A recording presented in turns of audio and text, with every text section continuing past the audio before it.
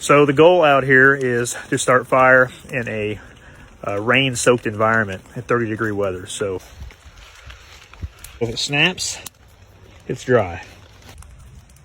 So the environment that we're in is frozen and soaked from an ice storm that we had yesterday. Everything's either solid with ice or melting. So we're gonna broke into the center of this piece of wood, and you can hear this thing it's dry as a bone. So the first thing we're gonna try is one of these little bad boys. This is just a piece of rope tied in a knot that we've soaked in wax. This is one opened up. You fray the ends out. The hope is I catch a spark here, and then we add the fat wood to the spark, and this thing gets burning good. We'll see if that works or not. So we have choices when we come out in the woods and we prepare for it. We have Vaseline soaked cotton balls. We have some pine wood, they call it fat wood. We obviously have a Bic lighter. And we have a char cloth and some charred material. We're going to try to get going on this this piece of bark.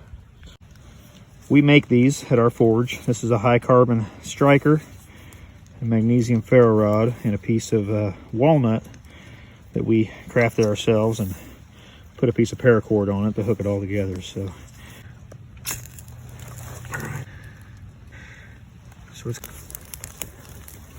we've got our fire going in the center, and the goal is to keep dry stuff in the center and keep stacking these wet twigs all the way around this thing in a square. After walking all around the woods, we find a stick almost near us that's super dry. You can hear that snap.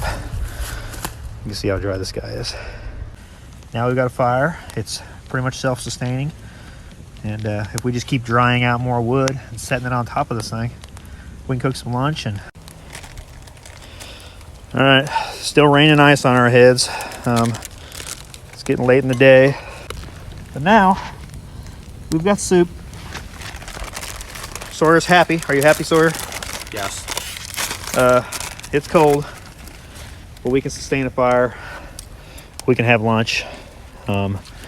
And theoretically, we can make it through the night if we had to, but we're not going to do that because we got a nice warm truck, just a short hike back. So what we thought would be a failure earlier is now a successful mission.